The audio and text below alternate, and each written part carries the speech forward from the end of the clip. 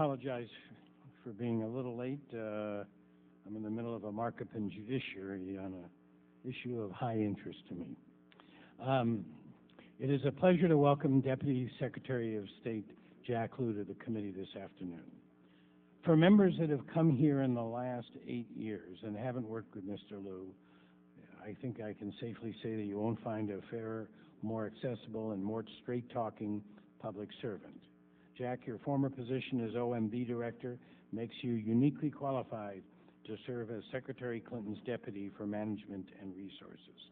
Your familiarity with this institution, as Speaker Tip O'Neill's counsel in the 1980s, assures our members that you will be uniquely attuned to their concerns.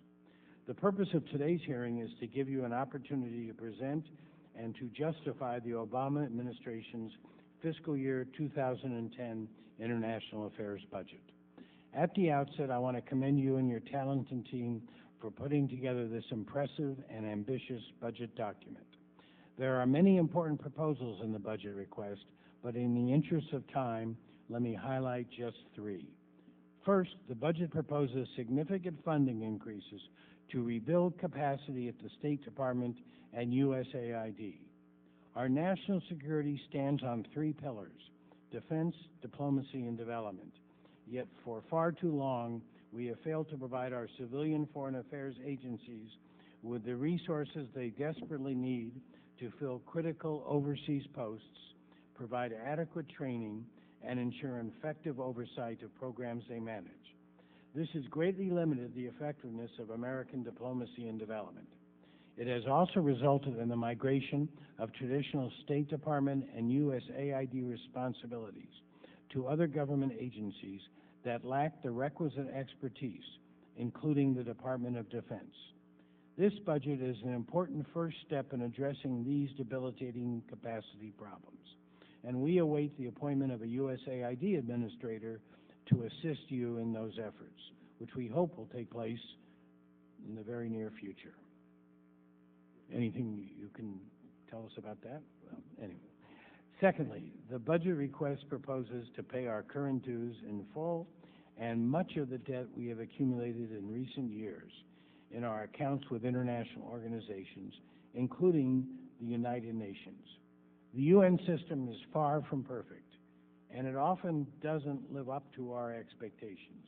But it should be clear to everyone that we are simply not capable of solving every foreign policy challenge on our own. And in so doing, we should set the example of a member in good standing by paying what we owe. On a wide range of issues, from Iran's nuclear weapons program to Darfur to climate change, we need to cooperate closely with the international community. Third, I'm pleased to see that the budget request puts the United States on track to double foreign assistance by the year 2015. Providing assistance to those in need reflects the values and generosity of the American people. Foreign aid also supports our national security interests by promoting stability, economic growth, and respect for democracy and human rights. And from a financial perspective, preventing a failed state today is much more cost-effective than paying for the negative consequences resulting from that failed state in the future. Secretary Lew, tomorrow I plan to introduce the State Department authorization bill for fiscal years 2010 and 2011. This legislation will authorize State Department operations and related accounts, in most cases at the level requested in your budget submission. It will also include a number of authorities requested by the Department, including a provision to end the 20% pay cut that junior Foreign Service officers suffer when they are assigned to overseas posts. Finally, it will incorporate a variety of congressional initiatives from both sides of the aisle. I'm very hopeful that we can move this bill forward on a bipartisan and bicameral basis, and look forward to working closely with you and your staff.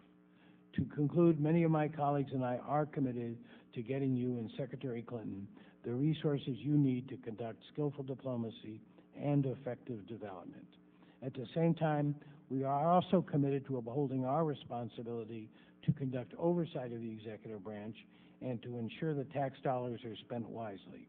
This will be reflected in the state bill as well as legislation we hope to introduce later this year on foreign assistance reform. I'd now like to turn to my good friend, the ranking member, Ileana Ross-Layton, for any opening remarks she would like to make. Thank you, Mr. Chairman, as always. And Secretary Lew, welcome to our Foreign Affairs Committee. We appreciate having the benefit of your insight on the proposed fiscal year 2010 International Affairs budget and on the prospects for comprehensive reform of our foreign assistance program. With respect to the budget request, Mr. Secretary, it is ambitious in its magnitude, particularly at a time when we as a nation face great uncertainty about our economic prospects, particularly regarding our ability to take on further debt and pay it back with interest. In line with the stated goal of doubling our foreign aid over 5 years, the request is almost exclusively composed of program increases. We have not received any details nor justifications on how these increases are linked to specific criteria, premised on certain rationales, or resulting from any sort of review or evaluation. Mr. Secretary, could you please elaborate upon how the budget increases were derived? Also, how did you determine the amounts, the accounts, the programs? I have supported a great many assistance programs, including PEPFAR, food aid, aid for Haiti, Sudan, microfinance, child survival efforts, to name a few. But we need a much better understanding as to why the international affairs budget for the next fiscal year would be set for an increase of almost 9% over the 2009 level, which has already been increased by enacted and proposed supplemental funding. The proposed increases would also be 25% over the fiscal year 2008 funding levels. Our 150 international affairs budget account has already grown from $25.4 billion in fiscal year 2002 to $43 billion in fiscal year 2008, an increase of almost 70%. The Congress is now working its way through the fiscal year 2009 supplemental request, which already contains a significant amount of foreign aid funding. Secretary Clinton testified before our committee a few weeks ago, saying that she has challenged the department to reform and innovate and save taxpayer dollars, indicating a review was underway of State Department and foreign aid programs and operations. However, the proposed funding increases appear to presuppose the conclusions of such a review, and the budget submissions do not appear to reflect nor mention reforms or innovations that are going to result in savings. The chairman has urged all of us to consider ways in which we might reform our programs and structure and make them more efficient. Answering that challenge, I would note for you, Mr. Secretary, 3 pieces of legislation that I have introduced with some of our colleagues on the committee. The first would create a joint House-Senate temporary committee to be truly bipartisan in structure and operation that would bring together the leadership of both houses and the various committees of jurisdiction over foreign aid programs and processes with the goal of reporting truly comprehensive reform legislation. It's my belief that we cannot achieve sustainable reform without involving our appropriations committees, for example, and without doing it in a truly bipartisan manner. I've also introduced the Foreign Assistant Partner Vetting System Act, which would give the Secretary the authority to establish an organized system to vet our aid programs around the world to ensure that our funds do not inadvertently benefit supporters of terrorist organizations. Finally, Mr. Secretary, I've introduced a bill that seeks to build on efforts already underway to ensure that the use of performance-based management in our foreign aid planning and funding is implemented. That bill would also require the President to submit a national security strategy for our diplomacy and assistance at the same time that he submits the national security strategy that is already required under law. I believe this approach is in keeping with Secretary Clinton's statement before our committee, where she reiterated the commitment she made during her Senate confirmation hearing to pursue a policy that would enhance our nation's security, advance our interests, and uphold our values. My bill, the Strategy and Effectiveness of Foreign Policy and Assistance Act, calls for the diplomacy and assistance strategy to describe how the organization structures of our foreign affairs agencies and U.S. foreign aid programs, budget plans, personnel decisions, and public diplomacy fit into the overall national security strategy to advance the national security objectives and interests of the United States. I welcome you and the Secretary's review and consideration of these proposals, and just commenting on our esteemed Chairman's belief and hope and desire to have a bipartisan bill. I would just like to get the message to the Chairman that every day we get a few more items added to his must-pass list, and I believe that that dream of getting that bill in such a manner that can be loved in a bipartisan way is slowly slipping away from our fingers. If that message to Garcia could be delivered, I wanted to deliver it to Mr. Berman myself, but he's not here.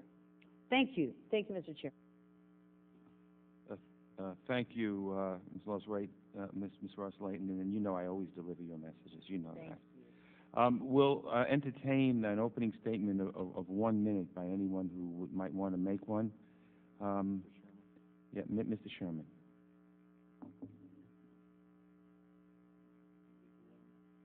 Limited to 1 minute. I want to focus on the defense trade controls. You've cut the budget. This is a poke in the eye to working Americans who want these export jobs.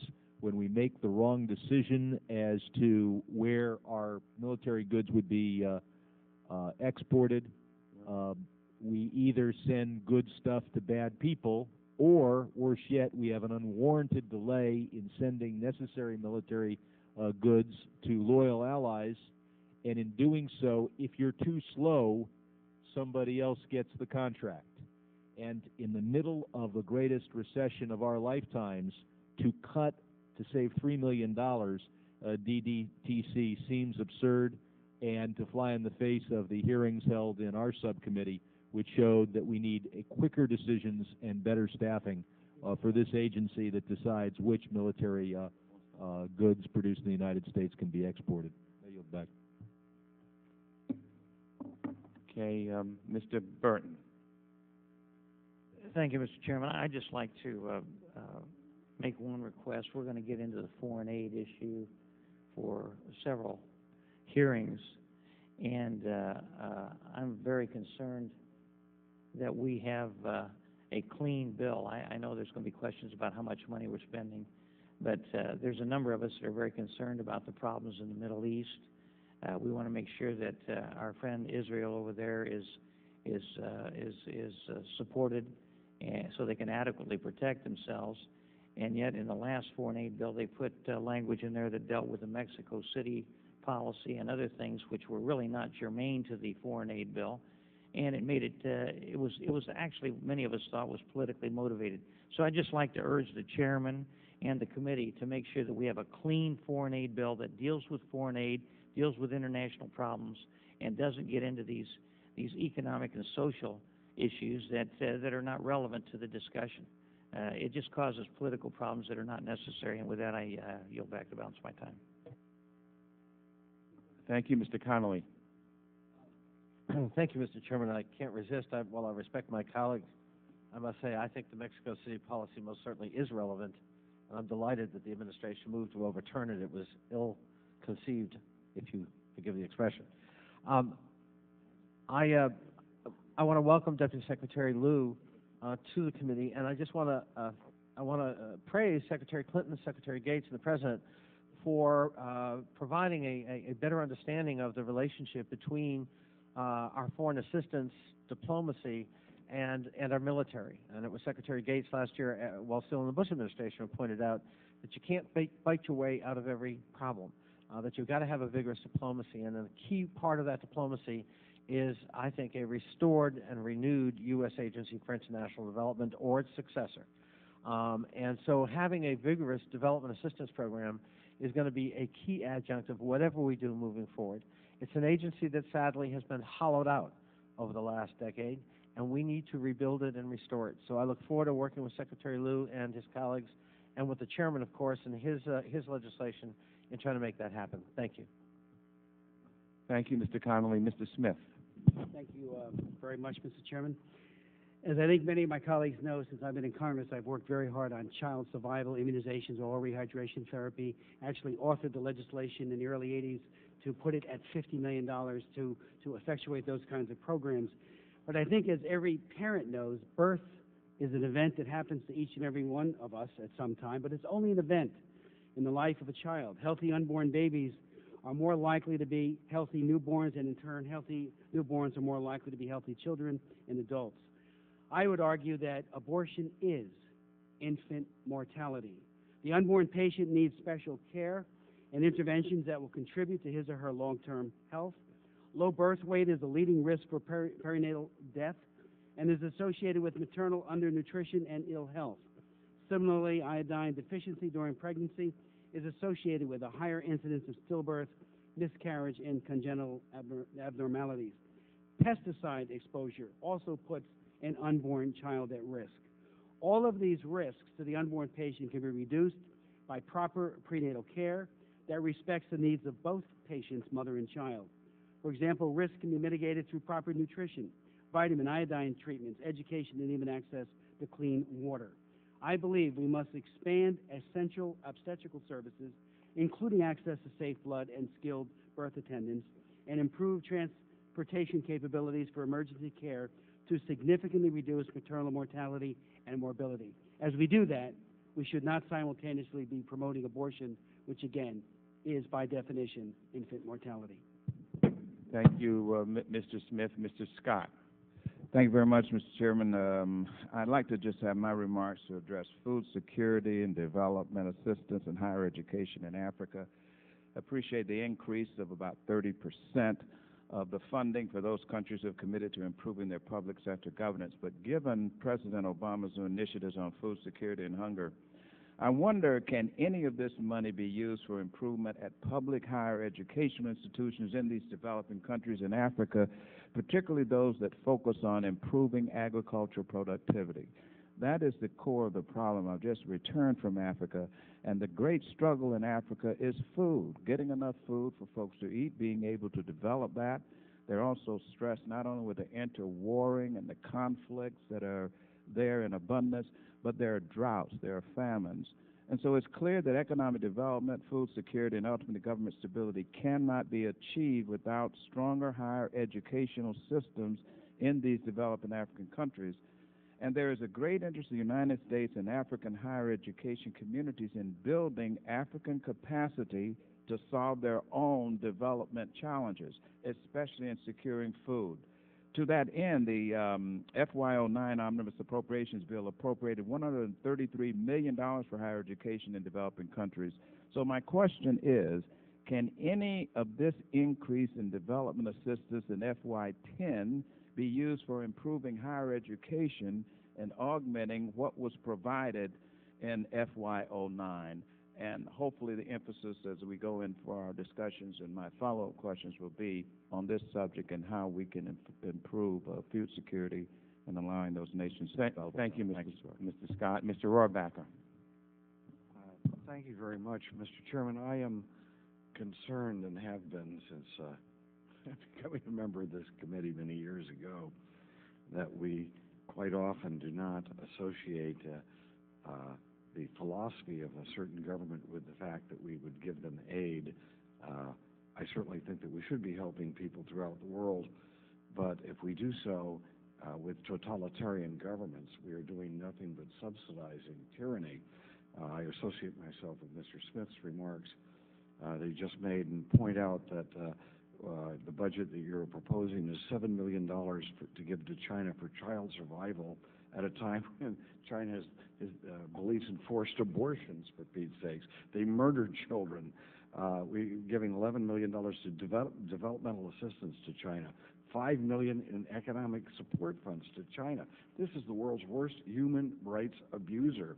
In Ethiopia, we give, again, $78 million for child survival, but this is a government that steals all of its money from its own people. Ethiopia arrested the people who won the last election and put them in jail. We need to know that when we're giving this type of money or giving any type of assistance to countries that are run by gangsters, the money's likely to be stolen. Surprise, surprise. And I would suggest that we put that into the mix as we're discussing this issue. Thank you, Mr. Rohrbacher. Is anyone on the Democratic side that wishes to give an opening statement? Any other people on the Republican side? Mr. Royce. Yes, Mr. Secretary. We have your prepared statement about promoting American values. I just share the ranking member's concern with her dismay over our embassy in Buenos Aires sponsoring an event celebrating the life of Che Guevara. He was a murderer. He was a tyrant, a terrorist, an advocate of mass killing. He despised the United States. I think it was a mistake, and I hope the State Department recognized it. But, this is an individual who said if the missiles had remained in Cuba, we would have used them all and directed them against the very heart of the United States, including New York. And as Che said, to send men to the firing squad, judicial proof is unnecessary. These procedures are an archaic bourgeois detail. A revolutionary must become a cold-killing machine motivated by pure hate. I just think in terms of outreach, that's not a strategy. Thank you, Mr. Chairman. The gentleman from New York, Mr. Engel, is recognized for 1 minute. Well, thank you, Mr. Chairman. I want to duly note the fact that Mr. Lew is my constituent. So if it were nothing else, I would admire him just for that. But he has a long and distinguished record, and I'm just delighted that the administration has tapped him to do this very important job. So that's really what I want to say. I look forward to hearing his testimony, and the administration couldn't have picked a better person for this very important job. Thank you, Mr. Chairman. The time of the gentleman has expired. Mr. Lew, Secretary Lew, would you like to testify? Thank you very much, Mr. Chairman. Ranking Member Ross Leighton, it's a pleasure to be here to appear before the committee today. I would ask that my statement be submitted in the record. And Without objection, it will be. Try to keep my opening remarks relatively brief to leave as much time as possible for questions. Mr. Chairman, it's particularly a pleasure to appear before your committee. We've had the pleasure of working together for over 30 years, if I count correctly, and I hope that this is yet another productive chapter in working on important issues and getting things done for the country. Thank you, Mr. Engel, for welcoming me and making me feel so at home here at the committee. The committee has been a strong ally in strengthening our foreign policy tools, and we appreciate your support. We appreciate the effort that many of you made, Chairman, leading the effort to make the case for resources for international affairs funding in the Budget Committee and in the proceedings following. I will take a few minutes to describe the major principles and priorities in our budget, and as I said, leave most of the time so that we can have questions. At a top-line level of $53.9 billion, the request represents a 9% increase over 2009 funding levels. This budget provides the details of what we mean when we talk about smart power, and it provides the resources to pursue the administration's foreign policy agenda. The United States faces diffuse and complex threats, including terrorism, climate change, pandemic disease, extreme poverty, and global criminal networks. Key to our security and prosperity is a stable and secure world, and we cannot achieve that through military means alone. It requires American leadership that promotes our values, builds strong partnership, and improves the lives of others. That is what President Obama and Secretary Clinton call smart power, harnessing the tools of diplomacy, development, and defense to help build a more peaceful and prosperous world by reducing the risk that global poverty and instability will ultimately lead to conflict. Smart power will save us both dollars and lives in the long run.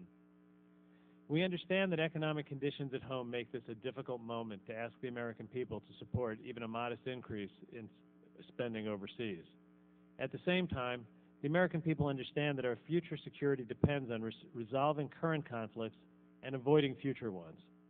When Secretaries Gates and Clinton testified together recently, they made a powerful case that investments in diplomacy and development, two of the pillars of our smart power strategy, are as vital to our national security as investments in defense, the third pillar. Smart power starts with people. That's why our budget puts an emphasis on increasing the size of the Foreign Service, ultimately achieving a 25% increase in state Foreign Service officers over the next 4 years. I want to draw special attention, however, to the urgent need to rebuild the U.S. Agency for International Development. We're looking to USAID to take on some of the most difficult tasks in some of the world's most challenging environments. But with its ranks thinned to just over 1,000 Foreign Service officers worldwide, USAID does not have the manpower it needs, which is why this budget includes a 45% increase in USAID operations and puts USAID on a path to doubling its Foreign Service officers by 2012. All of our goals, conflict prevention, poverty reduction, food security, global health, climate change, all come back to having the right people with the right training and the skills to get the job done. This budget also provides the resources to pursue critical missions in conflict areas that occupy much of our attention these days: Afghanistan, Pakistan, and Iraq.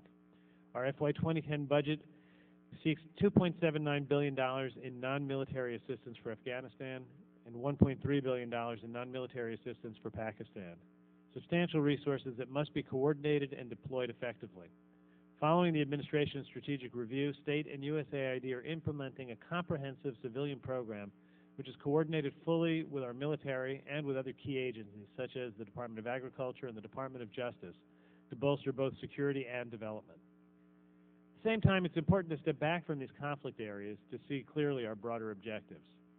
We make investments to promote long-term development and human security, both from the top down and the bottom up, strengthening the ability of governments to meet the basic needs of their populations, and at the same time, partnering with citizens and civic groups to build human capacity and reduce extreme poverty.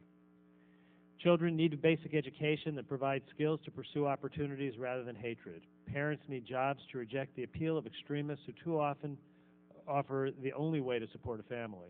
And for many, survival requires minimal access to basic health care.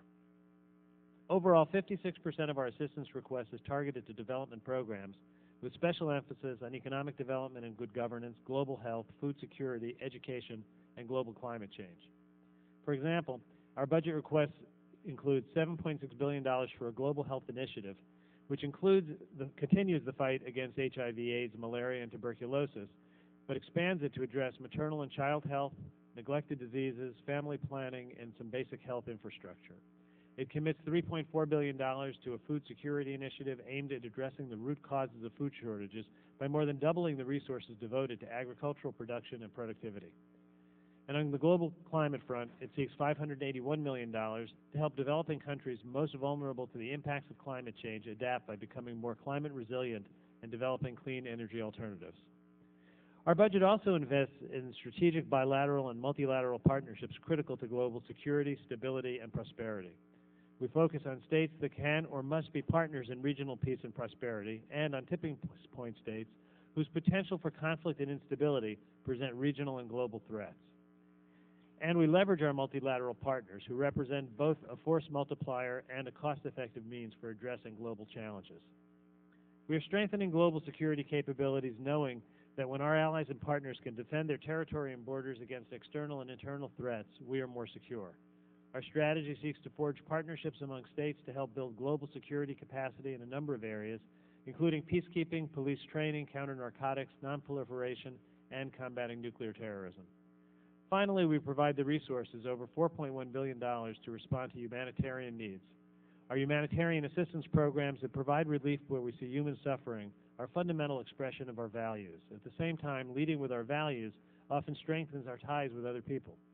Our humanitarian relief efforts in the aftermath of the earthquake in Pakistan began to turn sentiments of many Pakistani citizens away from extremists and to see the United States as a political force for good in their lives.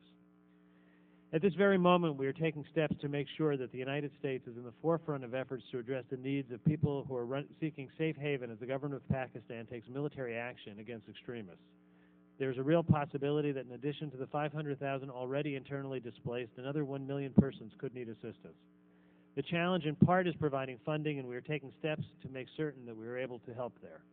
Even more challenging will be gaining access, and our very capable ambassador in Islamabad is coordinating with international organizations, NGOs, and the government of Pakistan to determine how we can most effectively assist in this effort. Securing the resources to promote our goals is an important first step toward restoring American global leadership. But resources alone are not enough. We know that we have to be better managers of our resources as well, especially in these difficult economic times. I hope my appearance before you today signals the Secretary's seriousness and determination that the Department be a responsible steward of taxpayer dollars. It is the first time the position of Deputy Secretary of State for Management and Resources has been filled, and in only a few short months the reform agenda is already robust. Even as we undertake the reviews and seek the necessary input to define our new approach, you've already seen signs of how we are going to work differently. In Afghanistan and Pakistan, we are bringing all agencies together under a set of shared objectives, allowing us to benefit from the range of expertise available across the U.S. government, maximizing resources through greater coordination and integration, and recruiting rapidly to meet a critical and time-sensitive mission. In food security and global health, the State Department is leading whole-of-government efforts, creating inventories of programs, identifying gaps in our current programming, and coordinating among agencies to develop a shared strategy. All of these examples highlight the need to develop broader mechanisms to manage by country and by function all foreign assistance programs so that the resources can be allocated best to achieve objectives most effectively and so programs can be operated most efficiently. Accountability for results is another principle that will guide our reform efforts. We are keenly aware that with increased resources comes the obligation to demonstrate that we are making an important difference. Finally, we know we need to be more effective as a donor. Our people in the field must have the means to leverage opportunities, to build strong partnerships with responsible governments, and support development progress by empowering partners to have more of a say in how resources are targeted in their country. The President and Secretary's agenda is an ambitious one, yet with the right resources and your good counsel, we are confident that we can meet these challenges. We look forward to working closely with you and other stakeholders in the coming weeks and months ahead, and I look forward this afternoon to answering any questions that you may have. Thank you very much. Well, thank you very much, and I'm going to be very quick. I have really one question, and then we'll let the committee go from there. The administration is requesting increases for the State Department's Office of the Coordinator for Reconstruction and Stabilization in at least 3 different places. First, there's a $40 million request for a new stabilization bridge fund, which I'm told would provide program money for the Coordinator for Reconstruction and Stabilization. Secondly, the Civilian Stabilization Initiative is increased from $40 million to $323 million, and this is reportedly to be used to hire and deploy additional staff for SCRS. And third, there's a large increase in Section 1207 of the National Defense Authorization Act, under which DoD transfers money, program money to SCRS. Why all these different names and spigots? And how is what SCRS does different from what USAID's Office of Transition Initiatives does, given that large increases have also been requested for that account?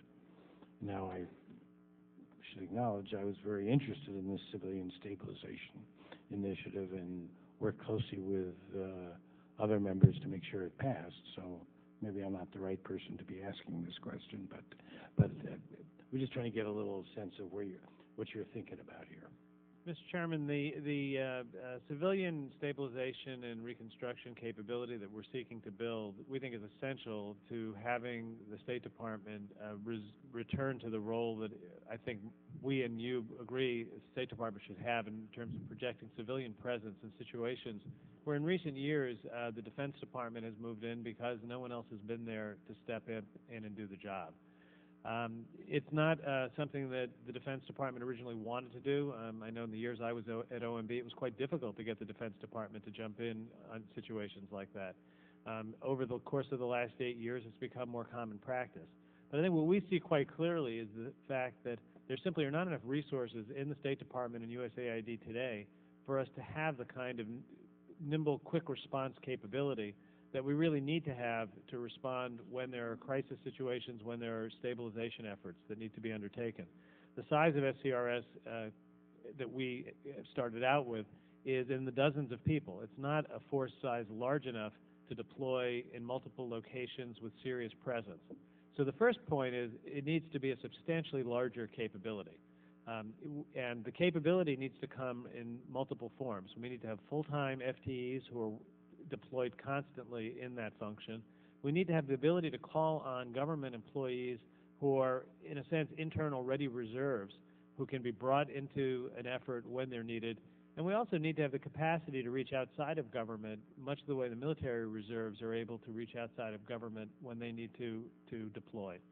At the moment, it's an idea. Much of this reserve capacity, most of it remains to be built. We want to go from dozens to a size in the thousands in just a short period of time. So I think that we're in a building stage. I can't explain the thought process that went in originally to creating SCRS in the place it was created. That was done before I got to the State Department. I have many questions about the coordination between state and USAID. And my own view is that we need to bring together our management of the expeditionary capacity of the State Department, so wherever FTEs are housed, we manage them in a coordinated way. I tend to be less theological about which label they come under and much more concerned about how they're managed. In fact, the SCRS staff is divided between USAID and state. I think we need to think of it as a whole, as something that can be managed both strategically and tactically. We look forward to working with this committee as we think through how to go from this very initial stage we're at now to very rapidly ramping up a fulsome capacity, because I think this is going to be essential for the State Department to have the civilian capacity. And part of the reason for the 1207 being held over is that until we have the capacity, needs arise that we need to be able to meet on a real-time basis. And the 1207 authority is something that helps fill that gap. I would hope that it's not needed in the long term. All right, well, it is what I was hoping to elicit is what I elicited, that there is a overall notion here of creating this institution. You have different pots, but the intention is that it act as a whole unit. I now recognize my ranking member, Ms. Ross-Layton, for 5 minutes. Thank you so much, Mr. Chairman. And thank you, Mr. Secretary. You said that you wanted to be, and your goal is to be responsible stewards of taxpayer dollars, end quote. And I agree, we all should aim for that. Let me give you 3 quick examples of some minor, some a little bit major, where I don't believe that we've been those careful stewards of taxpayer dollars. Congressman Royce was kind to point out the actions of our U.S. Embassy in Buenos Aires, Argentina, where they highlighted a book that explored the marketing of the iconic image of Che Guevara. I don't know what's so iconic about him. I know people think he looks sexy in a beret, but he's a murderer and a thug, and I sure hope that our U.S. embassies are not in the business of promoting somebody's book that would have that as its thesis. And let me give you a letter that many of us have signed on that, if you could give that to the Secretary. On the DA funds for Nicaragua and Bolivia, the budget request explains that development assistance, DA funds, will be focused on countries that demonstrate commitment to improving transparency, accountability, and responsible governance. And that's where the U.S. assistance is most likely to produce significant sustainable development results. Ironically, though, 2 of the 3 largest recipients of DA assistance under the fiscal year 10 requests are Nicaragua and Bolivia, with over $55 million requested for each. I don't know how the behavior of either Daniel Ortega or Evo Morales over the past year has demonstrated a commitment to responsible governance or a willingness to work with the U.S. And lastly, on the UN, your proposed budget increases contributions to international organizations, particularly the United Nations, by over 12%, including a whopping 32% increase in our contribution to the UN's regular budget. Since we pay an assessed percentage of that budget, your request would indicate that the UN's budget has gone up by about 1/3 in the past year. At this time of growing economic challenges here at home, why should we spend hundreds of millions more of taxpayer dollars on a UN that refuses to practice fiscal responsibility, accountability, and transparency, that singles out our democratic ally in the Middle East, Israel, for condemnation while empowering rogue regimes, that pays the legal fees of its corrupt UN officials? And just yesterday, the likes of Saudi Arabia, Cuba, and China were elected to the so-called UN Human Rights Council. Last week, the Council issued a report placing the blame primarily on Israel for this past winter's Gaza conflict. Is this what taxpayers' dollars should go for? And our U.S. Secretary to the UN, in a question and answer format, said, yes, some of these countries don't have a great human rights record, but we're not a perfect country either. I surely hope that we're not in the moral equivalency game where we equate ourselves in the categories of Saudi Arabia, Cuba, or China and become apologists for our U.S. national policy. Thank you. I can quickly try and respond to each of those points. As far as Nicaragua and Bolivia are concerned, in Bolivia, the assistance is not going to the government. We have programs that are aimed towards eradicating drug production and the like, but there's no government assistance. In Nicaragua, the assistance is a food security effort, and it's really an effort to build civil society and build alternatives. Nicaragua was once a regional breadbasket, and if there's going to be an effective resurgence of democracy there, the economic development objective will still be important. In terms of the UN, I think that the funding levels of both the supplemental budget and the 2010 budget need to be seen in context. And our first priority was to get even in terms of what our commitments were. The President, the Secretary have made a very concerted effort to reassert the leadership role of the United States in the world and in the world community, and paying our bills is something that is part of that. In terms of the increase in the UN budget, the vast majority of it, 175 million out of 192 million, is a continuing effort to try to synchronize our payments because of the difference in the fiscal year between the United States and the international organizations. Thank you, Mr. Secretary. Sorry my time is up, but I'm sure someone will pick up on it. Thank you, Mr. Chairman. Unfortunately, I did not tell you, Secretary Lew, that our interpretation of 5 minutes is the member gets as much of that 5 minutes as they want, and at the end of 5 minutes, if they don't want to really hear your answer, that's their right. I will talk faster, Mr. Chairman. The gentleman from New Jersey, Mr. Payne, is recognized for 5 minutes. Thank you very much. I look forward to working with you, and might be a breath of fresh air that we have someone up at the United Nations that doesn't want to see it end and destroyed, but that might be honest enough to mention that, the United States might have made a mistake. Let me ask you about Kenya, one of our top allies in Africa. We know that Kenya has been asked to do many things. We have an agreement where U.S. military can land just by saying that we're coming, the only country in the world that there's such an agreement. We know that there are radical organizations, Al-Qaeda, trying to penetrate. We've asked Kenya to hold trials for hijackers, and therefore these some of the Kenyan civil society people feel, well, these people being imprisoned and with Kenyan prisoners, after a while you'll be having transfer of skills, and they're concerned that that kind of thing could, kidnapping and all that could happen in Kenya by Kenyan prisoners learning from these guys. But however, they are willing to try to be supportive. But then when we turn around, we find that the development assistance for Kenya is cut by nearly 10 million.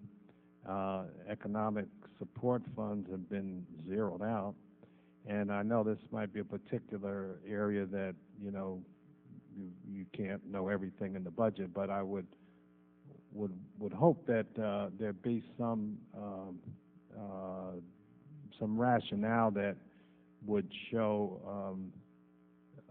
that it might be counterproductive to cut a country that's so critical. Kenya is matter of fact, facing a lot of problems, underlying problems that, as we saw in the last election, and we can see in the future. So, if you could look into that, I'd appreciate it. Or if you have any rationale for it now, I wouldn't be surprised if you didn't, because it is just a small item. Congressman Payne, I think I can offer at least an initial response, and I'd be happy to go into it in more detail with you separately. We share your concern that we need to be supportive of the government of Kenya for the reasons that you've stated. I think that I would characterize the budget as not being one that reduces the program level. There were in the 2009 supplemental appropriation, funding was provided to provide assistance with post-election stabilization. And if you look at the trend of support from before that to after, we view this as actually being maintaining, possibly even increasing the level of effort in some areas. We can go through the different line items with you and see whether you agree with that as we break it apart. But there are many categories in the budget where the 2009 SUP created a kind of bump, and where if you look at 09, with the supplemental and without it, it gives you a different impression. But we'd be delighted to go through that with you in detail. All right. Thank you very much. We can look into that further. There is some question about Zimbabwe, and we've had meetings, and at several meetings. We had a hearing last week. Of course, State Department was unable to participate. I guess you're still getting your house in order, but we have to move on anyway. Just quickly, is there any thought about trying to be supportive of the government not the government, but civil society in Zimbabwe by circumventing the government and the central bank and things of that nature? There is a concern that we try to have MDC, that's in charge of financing and certain things, successful.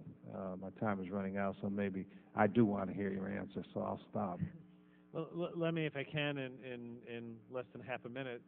The assistance we have for Zimbabwe that's in the budget is to provide support for reform-minded parts of the transitional government, to support efforts aimed towards just governance and investing in people and skills and economic growth. We'd be happy to go through it in more detail, but I'm now out of time.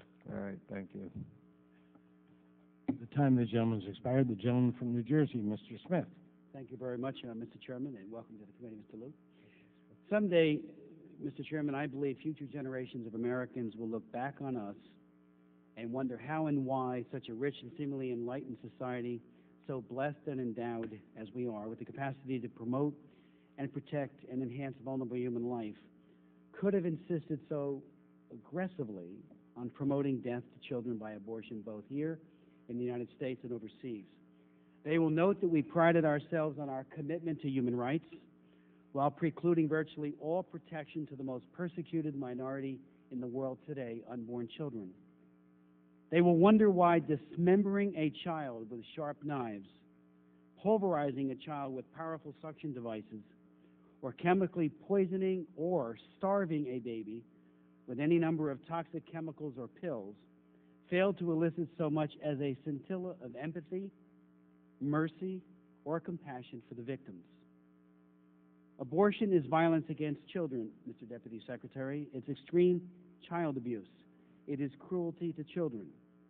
Abortion treats pregnancy as a sexually transmitted disease, a parasite to be destroyed, and I would respectfully submit that the whole notion of wantedness or unwantedness turns a child into an object.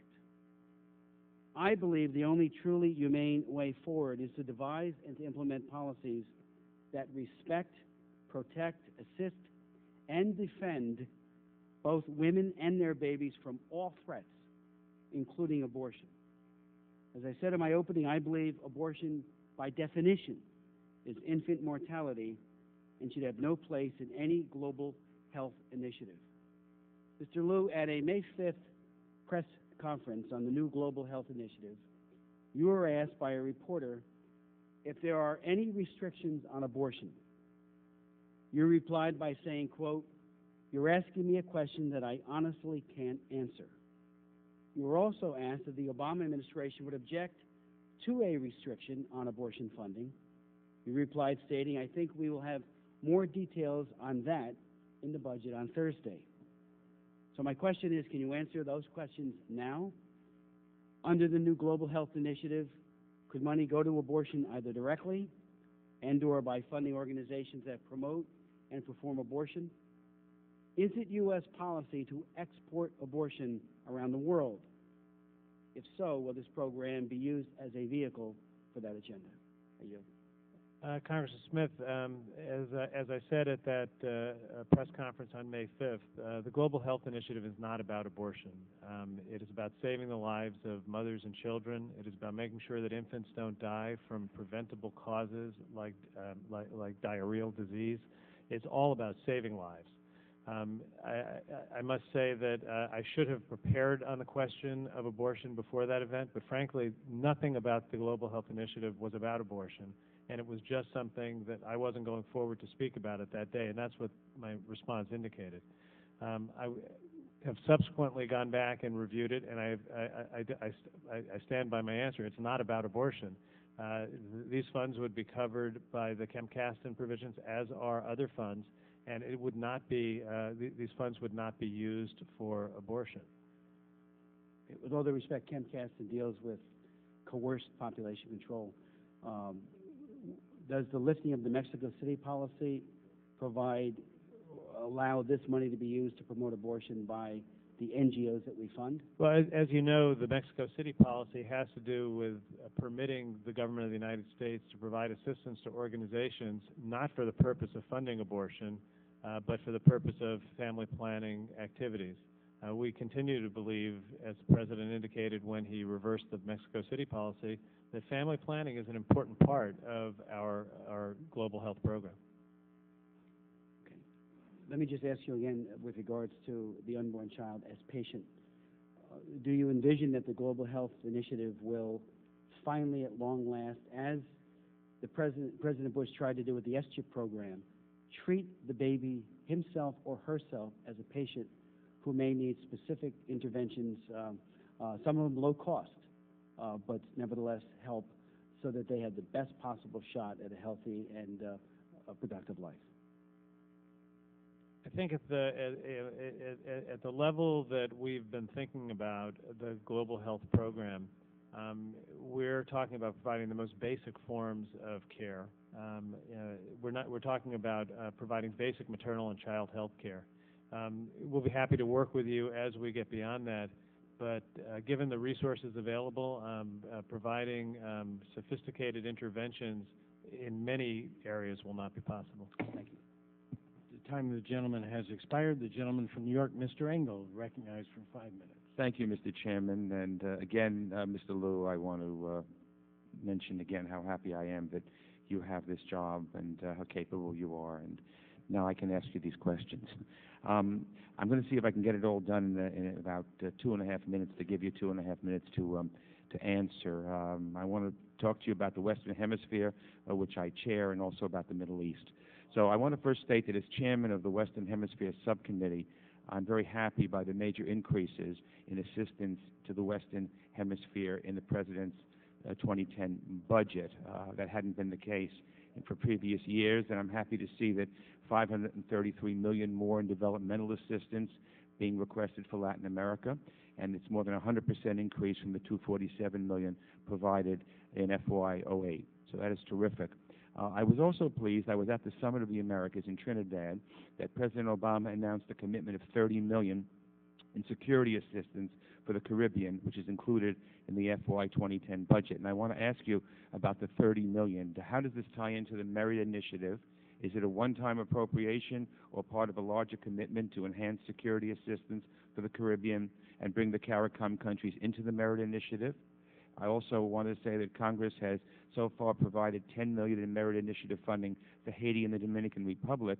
Is Merit-related funding provided for Haiti and the Dominican Republic in the FY 2010 budget or through this $30 million in security assistance? In terms of the Middle East, I'm very concerned, and Ms. Berkeley and I wrote a letter to the President, very concerned about the assistance the U.S. is providing to the Palestinians. I'm glad that Secretary Clinton clearly indicated that the U.S. would not deal with or fund a Palestinian government that includes Hamas unless the Palestinians and Hamas meet the three international conditions of recognizing Israel's right to exist, renouncing terror, and agreeing to abide by the agreements previously signed by Israel and the Palestinians. But I'm concerned about our aid to Gaza. I'm not sure that we should be sending aid to Gaza before Hamas, the terrorist group which rules Gaza, announces that it will comply with those three conditions. So could you tell me whether we have conditions on U.S. aid to Gaza and what those conditions are? I don't want the money to land in the hands of Hamas or benefit Hamas or let the people in Gaza think that somehow Hamas is providing this money. So I'd like to know what safeguards are in place. And finally, I want to ask you how much specifically have the Arab states contributed to help the PA over the past few years? How much has actually been contributed for Gaza, and as opposed to how much was pledged at the Sharm el-Sheikh conference? And why are the Arabs so reluctant to help? And I want to also, I know I said finally, but this is really finally, talk about UNRWA. I'm very unhappy about UNRWA. I want to make sure that UNRWA funding doesn't go to terrorists, and shouldn't we be doing more within the UN to reform UNRWA and to guarantee serious oversight? For instance, Palestinian citizens of other countries still qualify as refugees under UNRWA's role. So why should UNRWA still exist in a place like Jordan, where most Palestinians are Jordanian citizens? It's 2 minutes. Thank you. Congressman, let me try to quickly run through and give at least a brief response on each of those. As far as the Caribbean Security Initiative goes, it's obviously similar to Merida in its focus, but we didn't envision it as being part of Merida. That's something, as we implement it, is something I think we'll need to be thinking through. I think that the administration generally wants to take a look at our relations in the Caribbean, as we've indicated in the meetings that we've had and the statements we've made about Haiti. Haiti is going to get special attention. We're looking at what we can do to structure a meaningful long-term assistance program to try to move the situation forward in Haiti. The question that you asked on assistance to Palestinians, as far as the Gaza assistance goes, the lion's share of the package that we proposed in the supplemental appropriation and the ongoing piece is actually to stabilize and support the PA in the West Bank. So just in terms of dollars, most of the resources that we requested were to promote a stable and a constructive Palestinian Authority. As far as the Gaza money goes, what was in the supplemental was, for the most part, emergency assistance, and it is subject to the same restrictions that we have in 2010 and that we will very much adhere to, which is the money cannot be provided to organizations that are connected to terrorists, and we will have a careful review process. If we find out that there is a problem of that sort, we will take action immediately. As far as UNRWA goes, the challenge of providing assistance, humanitarian assistance in the West Bank, in Gaza, is that UNRWA is one of the principal outlets. If one is going to provide humanitarian assistance in Gaza, UNRWA is the entity that is there and we can work with.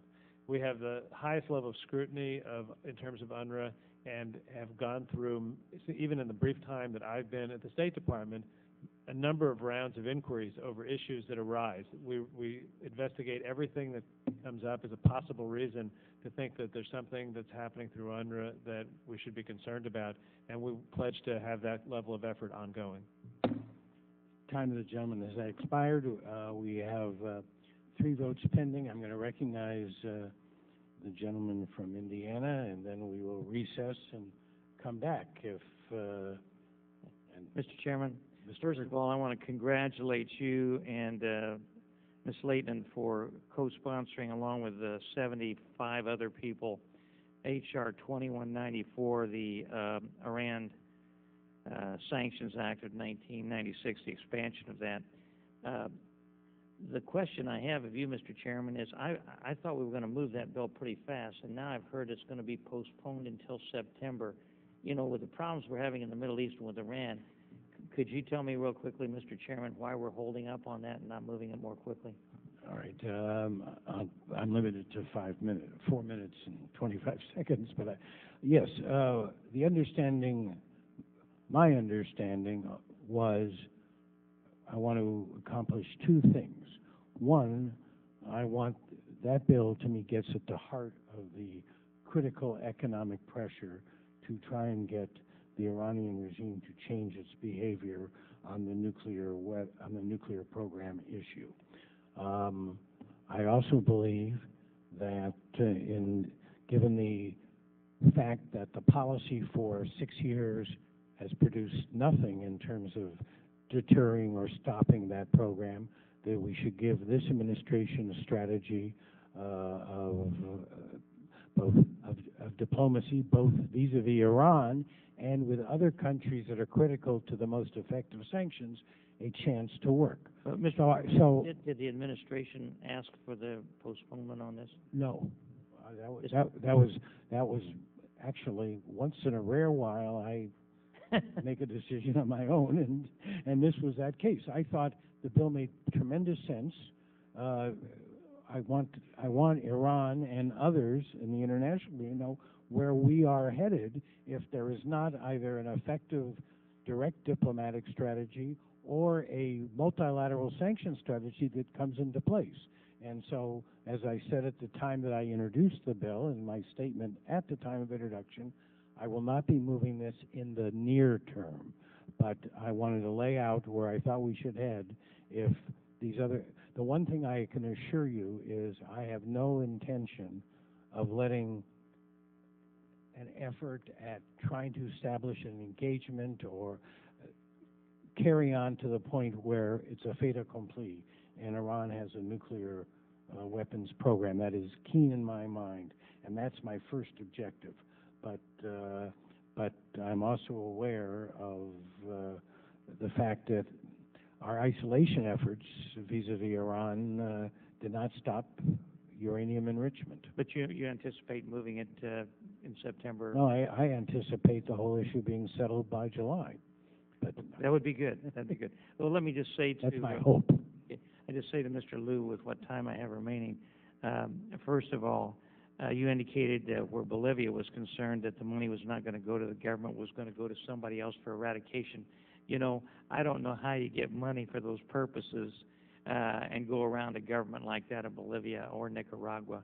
And at some point, you don't have to explain right now. I'd sure like to know how you anticipate doing that. The other thing I'd like to just comment on real briefly is we're giving money in this bill to China. China owns over $700 to $800 billion of our debt. They're buying our debt. They're making tons of money off trade with the United States, buying Chinese products at Walmart and every place else. Why are we giving money to China for anything? Mr. Burton, first, the total amount that we're talking about for China is $13 million. I know, but I don't care if it's a dollar. Why are we giving them any money? Which $5 million is for Tibet. And the balance is to support U.S. educational institutions that manage partnerships with China, and $3 million is for HIV. Why can't China do that on their own? They're buying our debt. And they've said that they don't want to buy any more of our debt because we're inflating the money here and devaluing the yen. So why are we giving them any money? I just don't understand it. You know, I am for helping Israel. I'm for helping countries that are our allies and friends and people that really need the help. But giving it to China, it makes no sense to me. And also this Bolivia issue going around the government, I just don't see it. But anyhow, you can go ahead and answer if you want to. You've got 21 seconds. Well, I think with regard to China, we obviously don't see China as a recipient of U.S. aid in any general sense. The fact that we're supporting Tibet, I think, is something that there'd be broad agreement with. The fact that we're supporting educational institutions that are promoting the kinds of civil society and positive change that we're driving for are very different from normal development programs. I think this fit into the very complicated relationship we have with China, where we're not supporting the government of China directly, but we are supporting activities in China that are in our interest. The time of the gentleman has expired. The committee is in recess. We will be coming back here right after the third vote. If no one's here, we'll adjourn the hearing. And Secretary Lew, if you need office arrangements for this, could be a half an hour.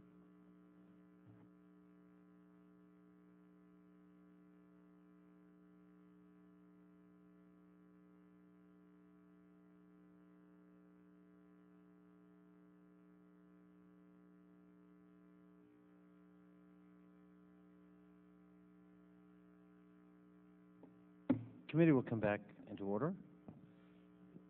I will yield myself 5 minutes. Welcome again, Deputy Secretary Lew. One of the concerns that's been raised by a number of Foreign Service officers is the proliferation of overseas positions that are sort of solo. That is to say, families can't go. Understandable in terms of safety issues, but huge impact on families. I wonder if you could address how the department is and ought to be addressing that legitimate concern. The last thing in the world we want to do is break up families while people are serving their country. Congressman, that's a very big issue in terms of many of the missions that are currently growing in size, and the number of postings that are unaccompanied posts where Foreign Service and Civil Service officers go without their families is much larger than it used to be. First, let me just start by saying how much respect I have for the dedication of the Foreign Service and Civil Service, staff who take these assignments enthusiastically.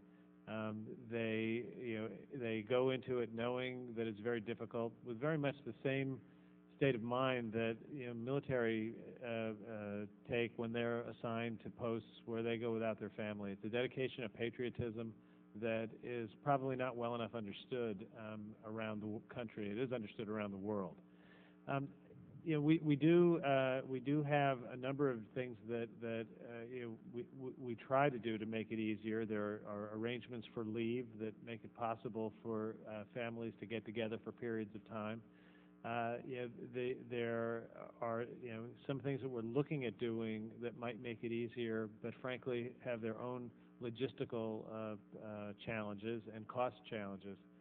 One suggestion that has been made, I don't know if this is a route we'll end up taking, is that families might be able to be living in the same region so that frequent visits were possible as opposed to once or twice, 3 times a year. I think the reality is that the shape of a Foreign Service career is different than it was 25 years ago or 30 years ago when somebody came in. It is very likely that in the course of somebody's career, and I've just recently spoken with a new class of Foreign Service officers and had this conversation with them, it's very likely that they're going to have an unaccompanied post at least once, if not more, in their career. I think that the Foreign Service officers who are entering with the knowledge of that.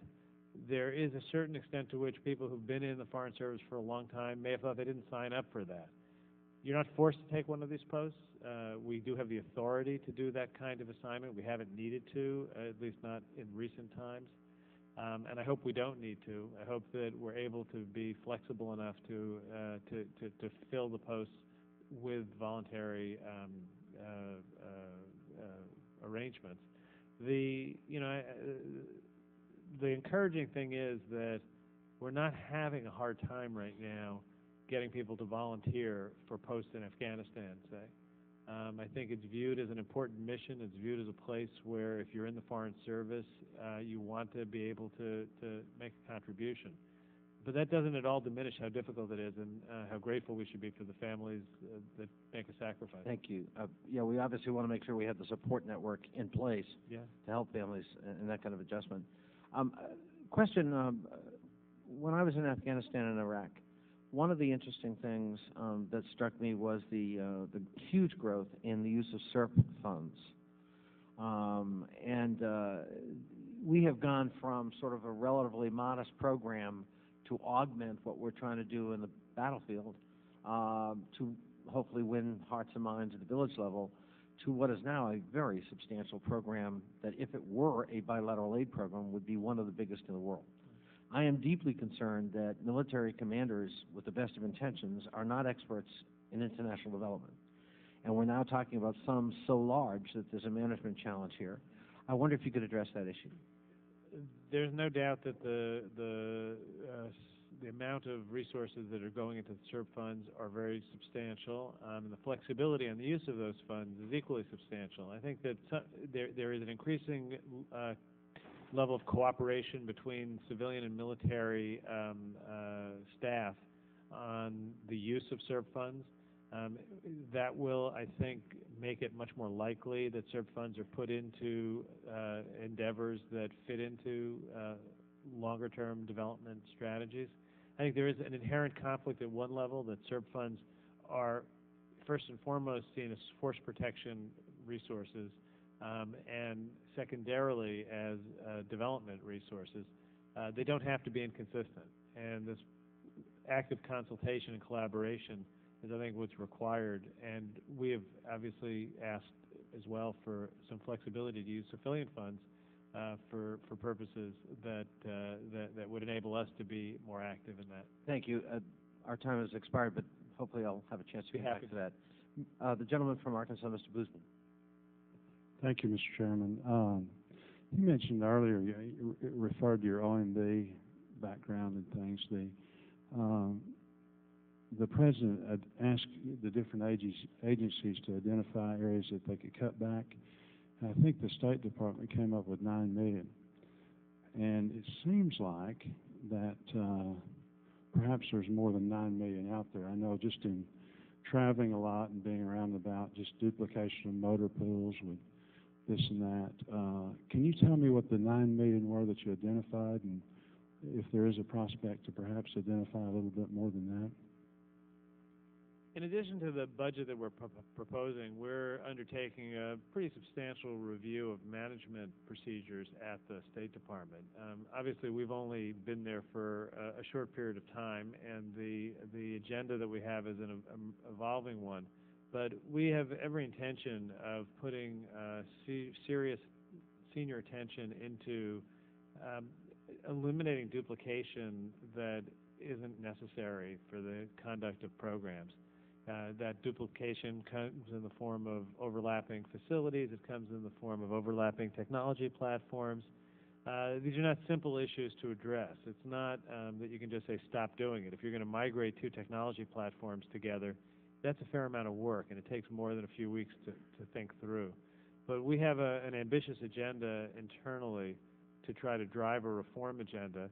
And I think that you can take some comfort that is being driven quite forcefully from the White House, from the Office of Management and Budget to all agencies. I think that what's a little bit different about state than some other agencies is that first of all, there's a need to build back capacity because there's been such a diminution of capacity. So there's going to be a bit of a contrast between growing core capacity at state versus other places. Second of all, the dispersed nature of our activities.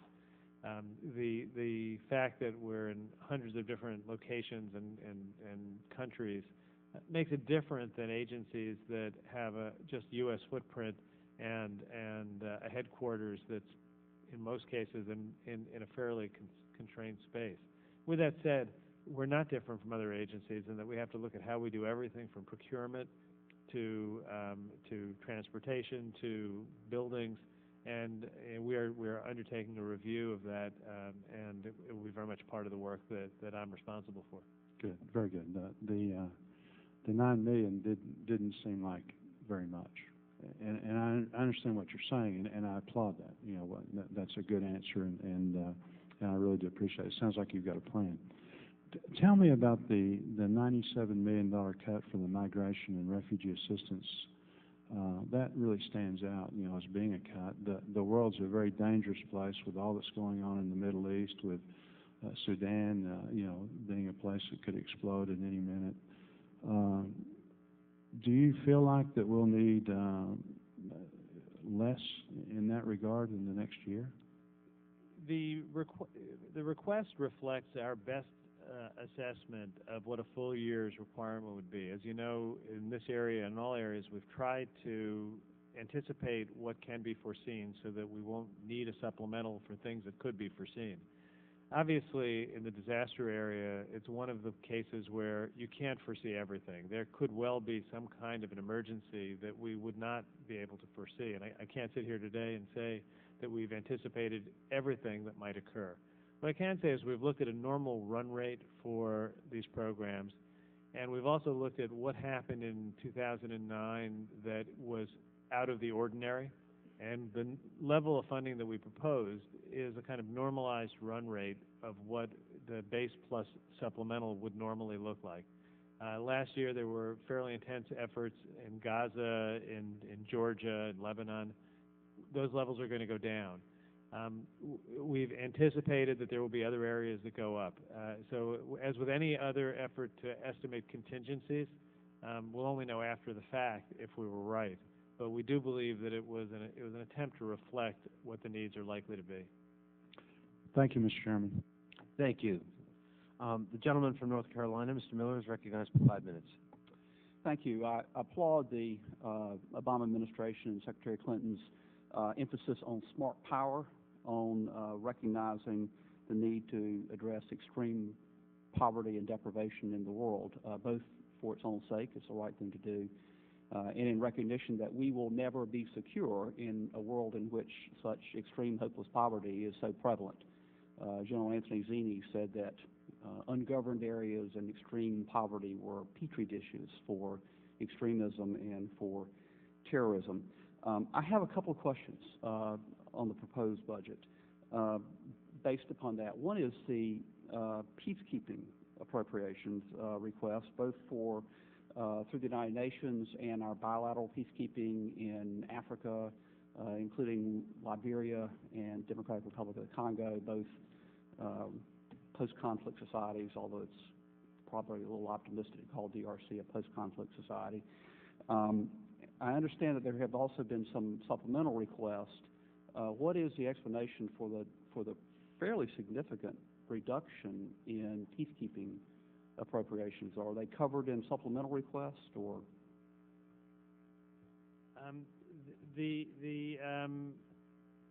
There's not intended to be a supplemental request. There were a number of areas where there are decreases that are anticipated just because of the missions changing shape. And DRC, Congo, Somalia, and Liberia are areas where we think there are likely to be decreases.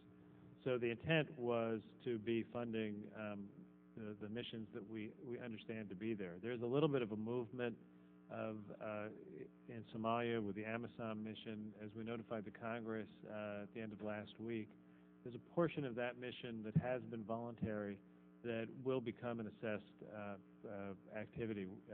The logistics and support for AMISOM will move from the voluntary to the assessed.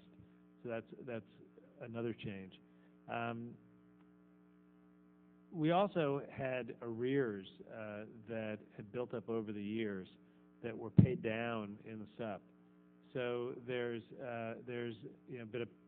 what we looked to do was to get ourselves back to kind of being even, and then fund the missions that we anticipate to be there, and that's the level that was included.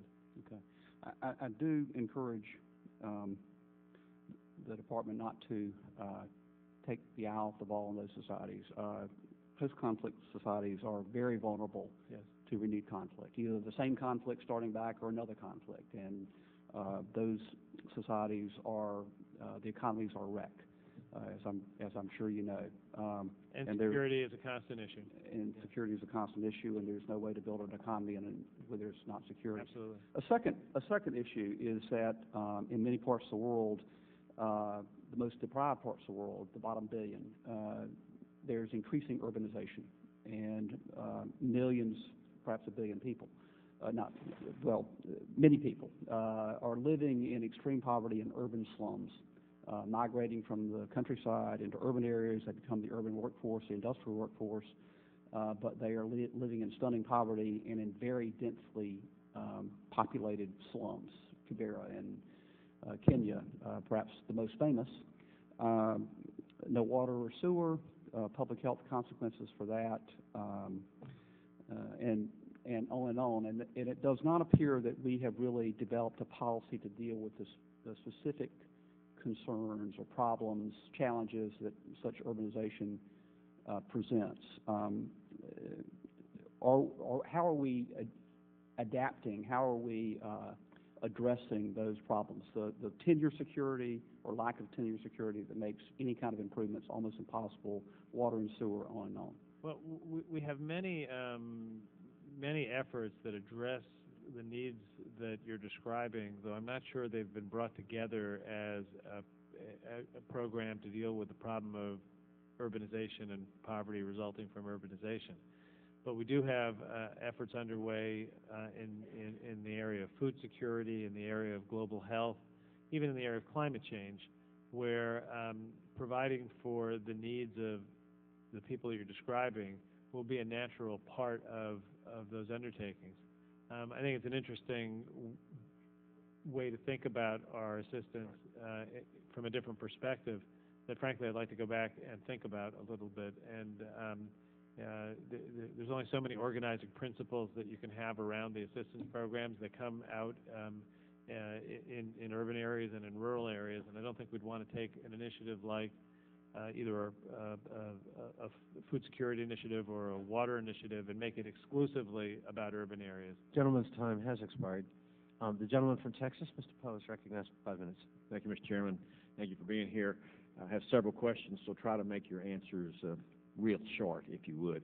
I want to commend the Foreign Service for their work. I've seen a lot of officials and just recently got back from Kosovo, and I can't tell you how impressed I am with the folks in Kosovo. They're highly impressive in an area that doesn't get a whole lot of attention.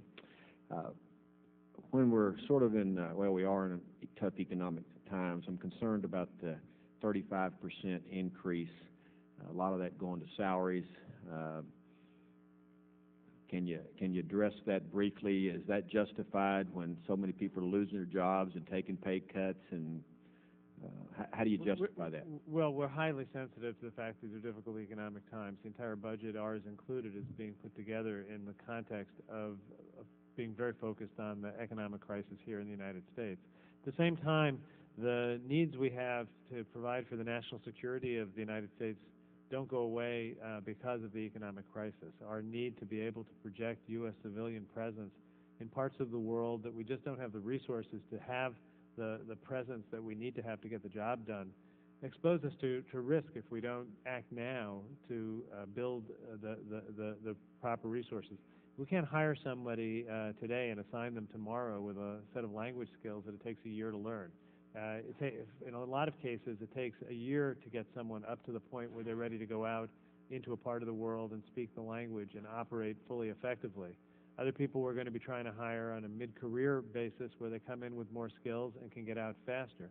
I think the urgency of moving quickly is great. If you look at our USAID programs, all of the hopes we have to do reform in those programs, to run them better, to reform contracting, it all comes down to having people with the right skills in place. And I think if we were to wait until a year or two from now to begin, it would be really at the peril of putting together an effective civilian presence for diplomacy and development. My own observation, I think that the department's to be commended for hiring folks that are in their second or third career.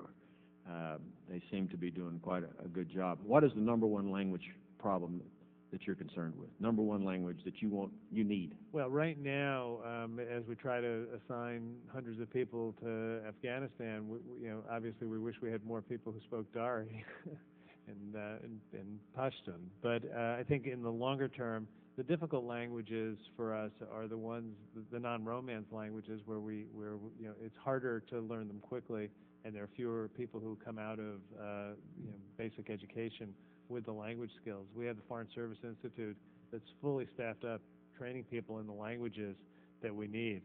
In addition to the languages I mentioned, Chinese, Urdu, and Arabic are high on the list. observation. I noticed there's a request in the budget to give more money to the United Nations. I think the United States is already spending too much money on the UN, and they don't balance their books any better than the federal government does. But why should we continue to support an increase in money to an organization that continues to vilify our ally Israel and blames them really for all of the world's problems? How can we justify that? Well, we are looking to play a more active role in the international organizations for a number of reasons. First, we do not accept the actions that are sometimes taken that we disagree sharply with. We are going to participate to try and change the direction of actions like the ones you've described, but we're going to try to change it from the inside, pushing hard to present the arguments and apply the pressure to prevail. In terms of our own interests, the participation in international forces gives us the ability to leverage our contributions. When we participate in an international peacekeeping operation, the U.S. taxpayer pays roughly 26, 27% of it. When we go in on our own, we pay 100% of it. The only way we can get that multiplier effect is by participating with international partners. Excuse me for interrupting. I'm about out of time. I have one more question. It seems to me that the new budget proposes that the State Department be more active in countries in promoting social and even changes in legislation.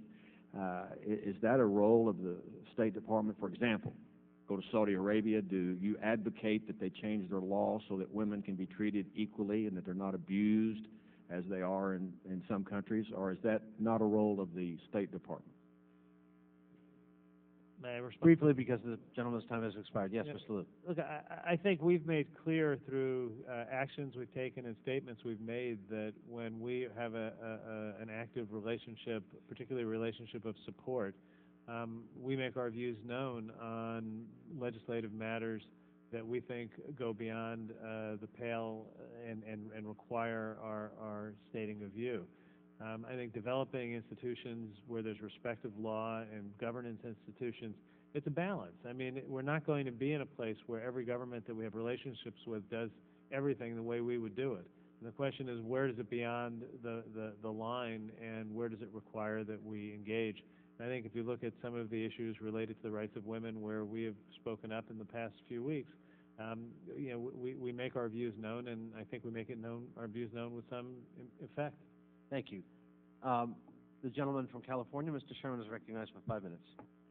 Thank you. I've got so many questions. I'll just state them, and I'll ask you to respond for the record, so relax.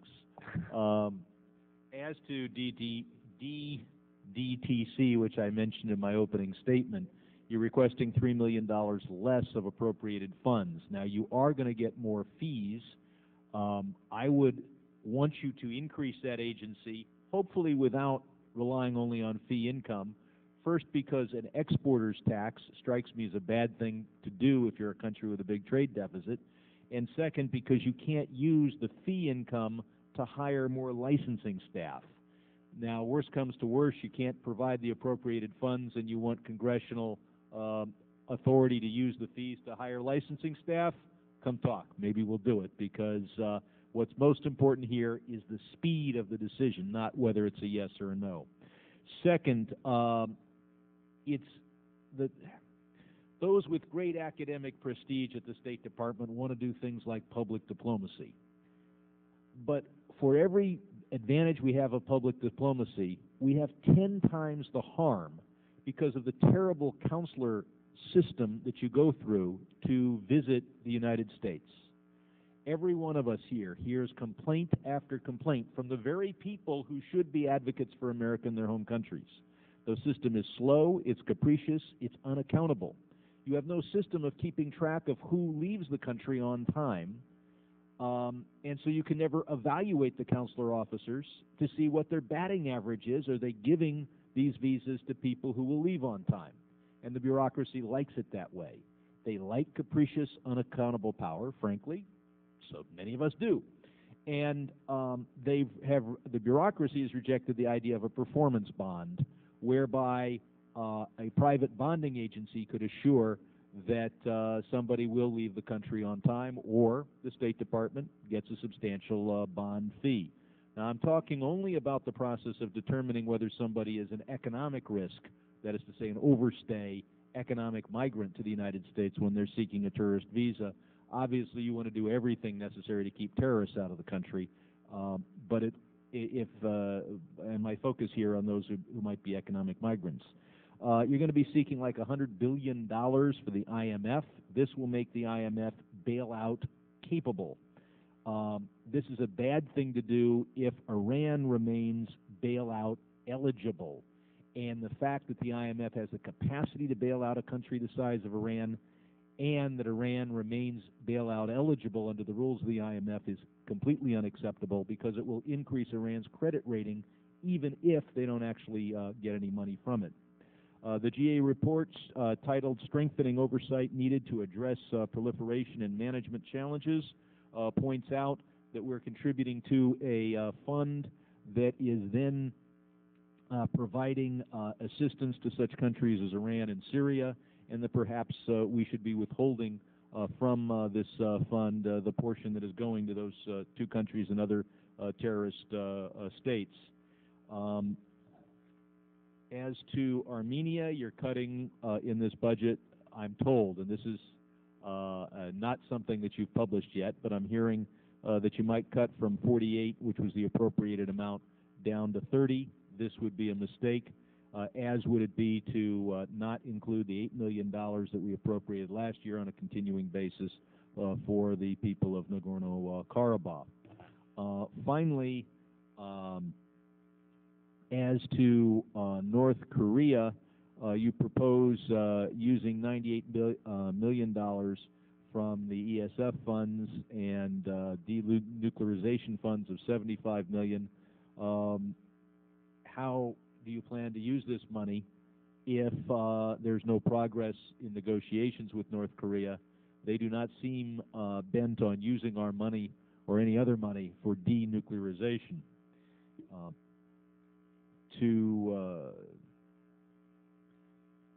Why don't I give you a minute to respond? With 26 seconds. To whichever portion you choose, and I know that you'll want to respond in writing to these pithy questions.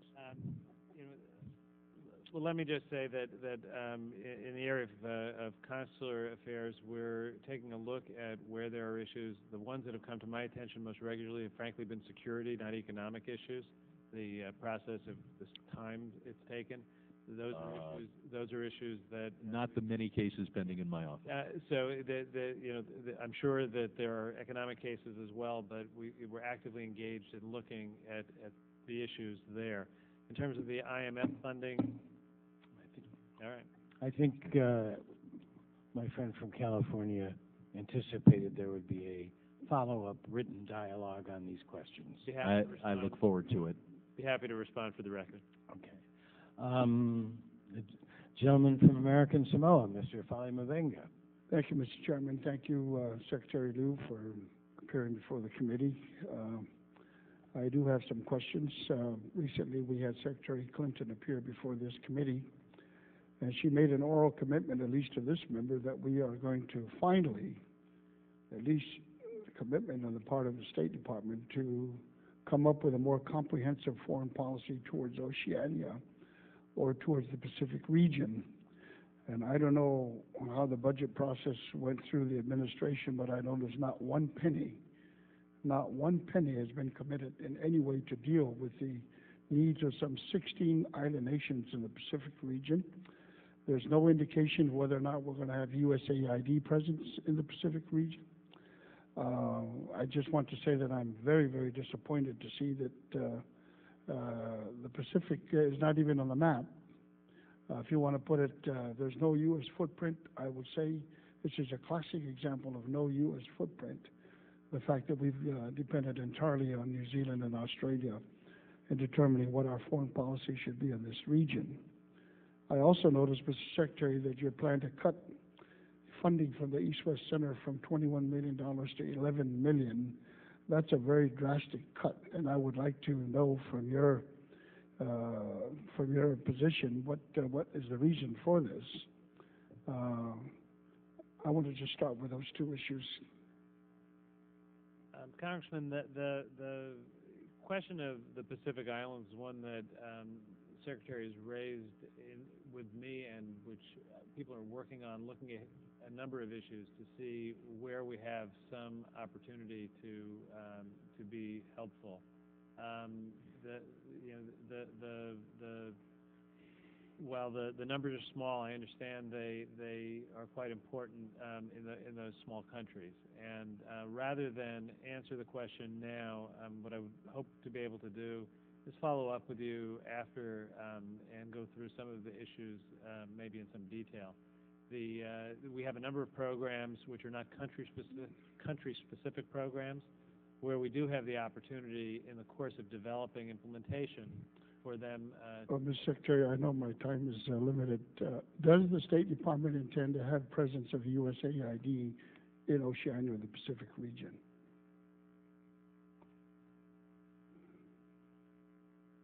Let me just tell you the difference here, Mr. Secretary. Yeah, No footprints whatsoever, what we've done for all these years. And given the fact that I remember one time one of your secretaries said that they're very concerned about checkbook diplomacy that China and Taiwan are doing to influence these 16 island countries, for which we absolutely have not done anything to help them. And I wanted to ask you, I'm a little frustrated because this is not the first time that I've raised this issue. Can you tell me if these island countries are really that important in our foreign policy or not? Well, because it seems to me that this is the way we've been going now for all these years. The island countries are important, and I don't mean for the answer that I'm going to provide to suggest otherwise.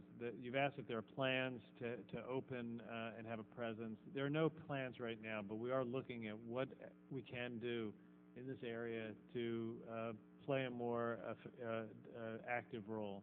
And we will look at a number of options, and I'll be happy to get back. Well, let me just tell you this, Mr. Secretary. Not only is there not smart diplomacy in existence in the Pacific region, to me it's a don't care and indifferent attitude that our country has always taken towards these island countries. Now, if it's possible for China and Japan and other countries that have poured in hundreds of millions of dollars in giving assistance to these island countries, we have not even given the time of day to pay attention to their problems. And that, let alone, I haven't even touched the issue of North Korea, Myanmar, and Southeast Asia. And but if you could just address why the cuts of the East-West Center are so drastic. The East-West Center proposed budget is very similar to the levels that have been proposed in past budgets, and while I know it's not going to be a comforting answer that this budget does the same thing, over the course of the last number of years, going back some time that I could recall, actually, there's been a pattern of administration requests being somewhat lower than appropriated amounts. I'm sorry, my time is up. I will follow up with a list of questions, Mr. Thank you, Mr. Chairman. Yes, this is almost a time-honored practice.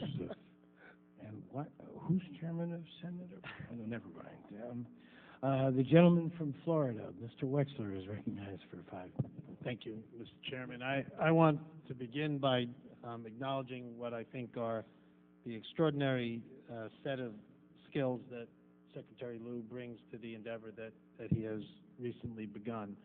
And I want to focus, if I could, on the Palestinian Authority. And throughout our appropriations process, it is often controversial or not without controversy to fund various elements of the Palestinian Authority, to fund various either humanitarian or security endeavors connected with the Palestinian Authority. And I want very much in the most sincere of fashions to applaud both yourself and the Secretary in the manner in which they have directed the money that is provided both in the supplemental and in the regular appropriations process, with especially with regard to the great care that has been provided in terms of ensuring that the money provided does not, in fact, fund Hamas, and that, in fact, gives Prime Minister Fayyad and President Abbas the ability to control, to a degree, their own destiny. I was in Israel over the past weekend, and while the concerns expressed by members are entirely legitimate, the good news is that President Abbas and Prime Minister Fayyad say that while they appreciate the conditions and respect the conditions that we put on the money, the good news is that they're not just our conditions, they're their conditions. And that's the critical point. Prime Minister Fayyad and President Abbas will not have anyone in their government that does not personally, publicly, and in every substantive way support the quartet positions with respect to the recognition of Israel, the renouncing of violence, and the adhering to past agreements. I also spent some time in Jericho. And I think it's critically important to both applaud and acknowledge the administration's efforts, both in Jericho and in Jordan, with respect to the training of the Palestinian Presidential Guard and the Palestinian security forces. If there is to be any hope whatsoever of a two-state solution where Israel can have the ability to have assurances that they can relax the IDF's role in the West Bank, the answer is what this administration is funding in Jericho and in Jordan. To witness the several hundred Palestinian men, ages 23, 24, 26, going through routine military army-type training run by the United States under General Dayton's direction. This is the future of a peace effort. And for anyone who cares deeply about the security of the State of Israel, I would respectfully suggest that it is what the administration is doing in Jericho and in Jordan that will ensure for years to come at least the potential for a successful process. One last thing I just would like to observe. The finest aspect of what I saw in Jericho was that these young men are literally walking ambassadors for the peace effort. And what I learned from these young men is that their brothers want to emulate what they're doing. And they credit the United States for giving them the opportunity to learn to become part of an elite professional security program. And 20 years from now, if there's any possibility of a two-state solution, undoubtedly the leaders of the Palestinian state will come from these forces. And just from a parochial point of view, an American point of view, the notion that there will be on the ground 5,500, 6,000 Palestinian elite forces who owe their career to the United States of America, and the fact that they will rise within Palestinian society, that in and of itself is worth the money that you have put forth in this regard. If there's anything else you wish to say with respect to those funding projects in Jericho and in Jordan, I'd like Secretary Lew to give you that opportunity. Thanks, though. I maybe should just stop right there. We put a great deal of effort into working with the Congress on these provisions, and are very pleased with the way things are developing in the supplemental appropriation process. And I think that you really made the point that we've been making quite consistently, which is our effort is all about strengthening forces of moderation, strengthening forces of security, creating an environment in which there can be a meaningful engagement, doing nothing to support terrorist organizations, and being very careful about who we give assistance to and how we monitor the assistance to make sure that the conditions that we impose are actually complied with. And I think that those are the conditions that need to be in place for Senator Mitchell to have the ability to move forward, and for the President, when he meets with the leaders from the region who are coming in the next few weeks, to make progress, and the progress couldn't come at a more important time. The time of the gentleman's expired. If I could just use the prerogative of the chair just to insert, I want to echo the gentleman from Florida's comments. I mean, he didn't even have time to go into all aspects of the positive fallout in terms of Israeli-Palestinian cooperation, the recognition among Israelis whose job is security of how well this is working, the ability to open up areas within the West Bank for commerce and transportation as a result of the success of these security forces. It has a tremendous ripple effect. My time has expired. The gentlelady from California, Ambassador Watson. Thank you so much, Mr. Chairman. And I want to say among those extraordinary skills, Mr. Lew, is your patience and your tone of voice, and I quite admire you. I'm going to make a statement, and then you can spend the rest of my time responding, and when the chair attacks that gavel, I probably know before I ask my question your response. But anyway, in a recent article appearing in Foreign Affairs entitled Arrested Development, the authors, 3 former USAID administrators, write the following: the problems with current U.S. development efforts cannot be fixed without major organization reforms. And the time has come to recognize that the semi-merger of USAID and the State Department has not worked. The missions and personnel requirements of the two organizations are indeed different. Last month, I held a hearing, and as chairperson of the Government Management Subcommittee on USAID, I had the hearing on USAID entitled USAID Management Challenges and Strategic Objectives. All the witnesses, including a former USAID Deputy Director and Director of Procurement, emphasized that the establishment of a comprehensive set of strategic goals for the U.S. foreign aid program is management challenge number 1 and should be the centerpiece of any effort to reform our foreign aid process. And so if you can give us your opinions, and I think I've already heard many of them, and what you're already doing, is it working and can it work, and should the administrator look to revamp the F Bureau, and should the new AID administrator wear 2 hats as director of the F Bureau and head of the U.S. AID? And I know that under the last administration, both Secretary of State Colin Powell and Condoleezza Rice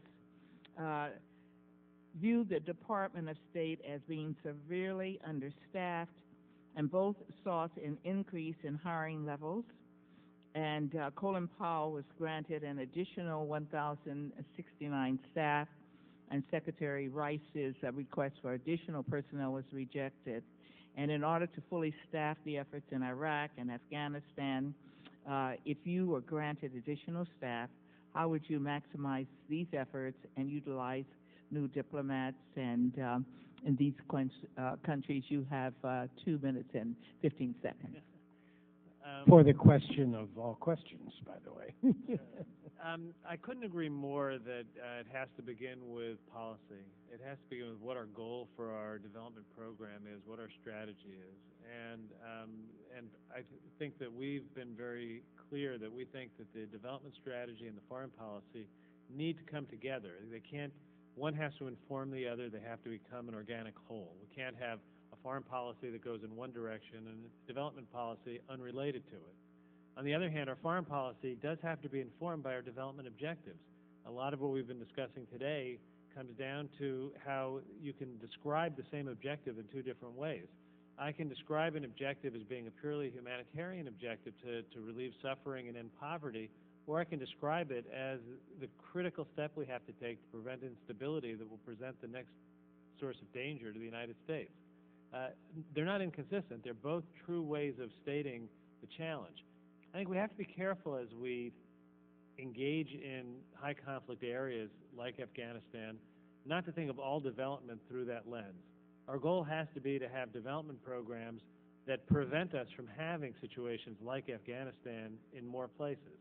And we have to think differently about how we do development work in a counterinsurgency environment than we think about how we do development work in most of the rest of the world.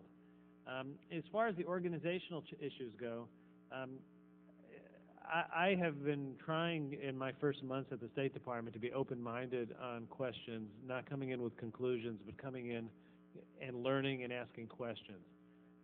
I see an enormous need for coordination. I'm not certain of the extent to which it makes sense to force different programs together into a single place. I tend to be of the view personally that coordination can solve an awful lot of the problems that we see. But I do think that the fundamental notion that the development program has to be guided by the Secretary of State is an important one. And that in no way diminishes the important role of a USAID administrator, and we're hoping very soon to have a USAID administrator who will be a forceful leader, a dynamic thinker, and organizer to help drive a program. But if you want the foreign policy and the development policy to be connected, the role that the Secretary of State has is quite central. And I don't have time to go on and discuss the F process, but I would be happy to at a later date. Time of the gentlelady has expired. Very interesting. I would add some of that same logic applies in the context of security assistance, but never mind. Gentlelady from Texas, Ms. Sheila Jackson-Lee. Thank you very much, Mr. Chairman. Let me welcome distinguished Secretary for an important time such as these. And obviously the budgeting process is extremely important, and I would like to add my commendation for the team that is being put together at the State Department. Frankly, I believe that there is keenly a focus on diplomacy, and that is what I would like to emphasize in my questions. I have a long litany of questions that will probably take another 3 days, but I understand that you're only here for another day and a half. So I will not pose these questions to you. Pakistan and its present state of affairs, and whether or not we are prepared to the supplemental, but also as we going forward. And the key that I want to focus on is, of course, the reports that we expect about 1 million refugees. That is not military.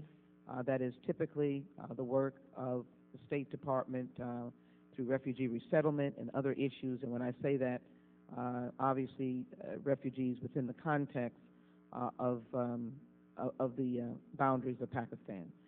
My question is, what kind of preparation? I'd like to give a series of questions, and then I'll just yield as what preparation is being made? Do you think the present supplemental, which obviously is an appropriations question, but I know you reviewed it, is sufficient?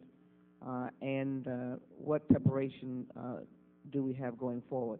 As an editorial comment, I think if there will be any Achilles heel for us in our efforts in Pakistan, it will be the visuals of 1 million refugees fleeing, or 1 million persons being internally displaced.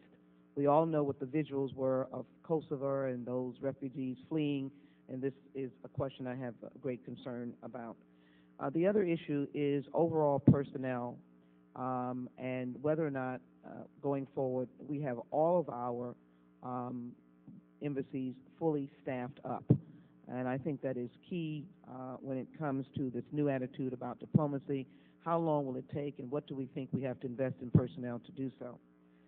Third, I wish to I don't know whether someone else has asked about it, a personnel question as to whether there will be any review on how we're treating the partners of gays and lesbians, and whether or not we have reached that decision. Lastly, I have an interest in decentralizing or using antitrust laws to bust the large contractors, if you will, that do business with our agencies. What efforts will be made to work with small, medium, and women-owned businesses in contractual relationships with the State Department? They can provide a lot of services, and particularly I'd like to emphasize USAID. So many nonprofits, so many talented, single-owned businesses can be so helpful to USAID, and the question is, how can they do that? I guess I'm going to have 1:30. My last question is monies for Sri Lanka and the displaced persons dealing with the Tamil area there and the plight of those people who are also internally displaced. If you promise not to tell anyone, I'll give you a little longer time, because I am interested on the answer to a few of these questions myself. Mr. Chairman, I thank you. I yield to the gentleman. I appreciate that, because I didn't know how I was going to get through that list in 1 minute and 30 seconds. Thank you for your service. Thank you, you. Secretary. Starting with Pakistan, we share your concern deeply about the number of internally displaced persons. Before the current counterinsurgency effort of the government of Pakistan, there were already roughly 500,000 internally displaced persons. All estimates that I've seen suggest that there could be as many as 1 million more. There's already a situation where many people have taken family members and friends into their homes, so the capacity to absorb easily displaced persons is already quite taxed. I think I would divide the response in two ways. First, one is money, and the other is capacity. On the money side, we think that there are sufficient resources for the United States to play a leadership role in responding. Should we find out otherwise, we would bring that to the Congress's attention immediately. In terms of the capacity, that's a bit of a greater challenge because it's not an easy area to get into right now, and it's not clear who will have access readily. Our ambassador in Islamabad is an extremely experienced diplomat who's taking the lead for us on the ground, working with NGOs and international organizations and the government of Pakistan. And in fact, there are meetings going on while I'm here with people working on this.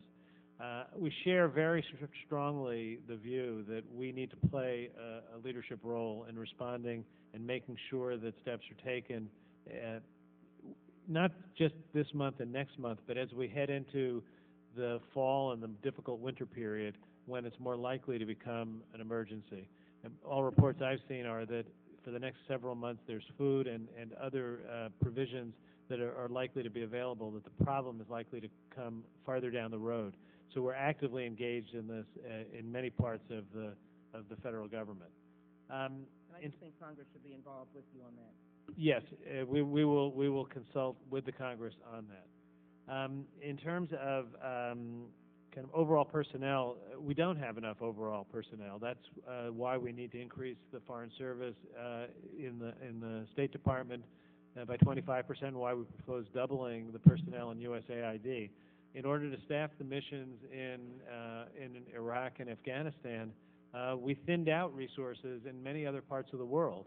We need to begin as quickly as possible to bring new people in, to train them, to hire people with the right skills, so that they can be deployed as quickly as possible.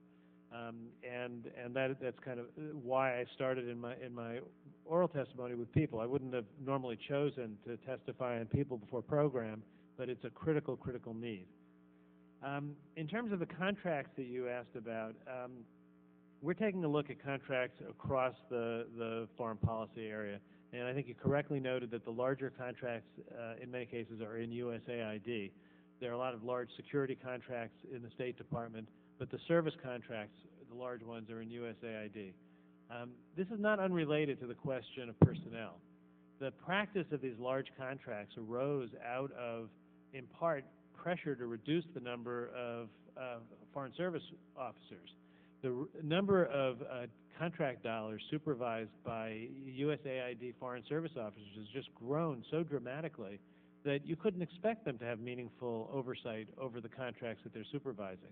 We have to get more people in there and reduce the number and amount of contracts, and we also have to move away from these big contracts, which may be easier to issue because it takes less work, and with a strained workforce, that is an understandable step that would be taken, and break them up into parts where the objectives are clearly defined and more opportunities are available on a broad basis.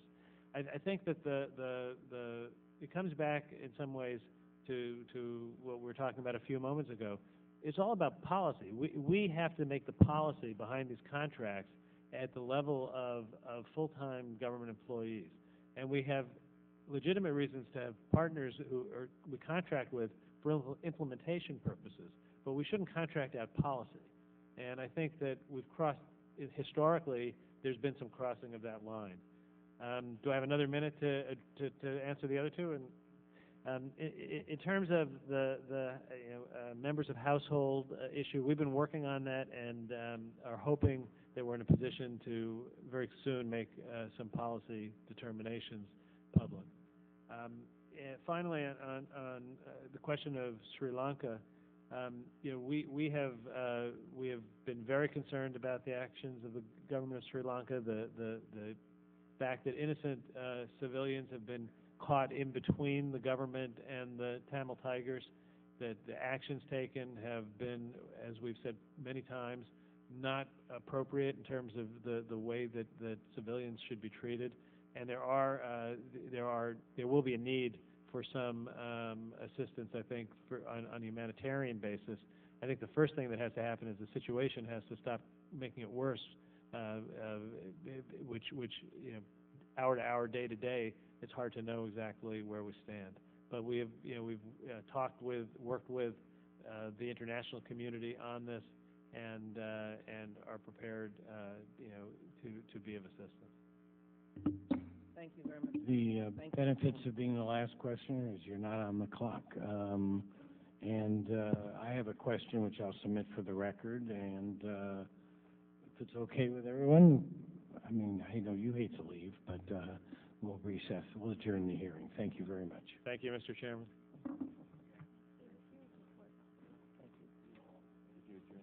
Yeah. I did. I even said that.